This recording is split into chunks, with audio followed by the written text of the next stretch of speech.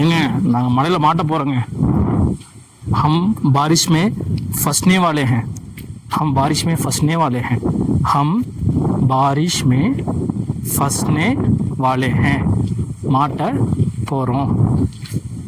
इधर देखिए स्टैचू, उधर देखिए बारिश.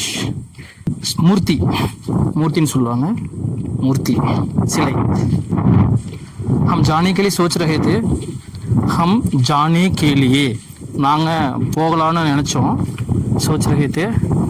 लेकिन जाएंगे तो आना, जाएंगे तो போனோம்னா फंस जाएंगे மாட்டிக்குவோம். तेज हवा चल रही है. तेज हवा चल रही है. तेज हवा चल रही है. तेज हवा चल रही है அப்படின்னா காற்று பலமாக அடிக்குது, பலமான காற்று அடிக்குது. இப்போ உங்களுக்கான கேள்வி, மழை அப்புறம் காற்று இந்த ரெண்டுக்கும் ஹிந்தியில் என்னங்கிறது கமெண்ட் பண்ணுங்கள் பார்க்கலாம்.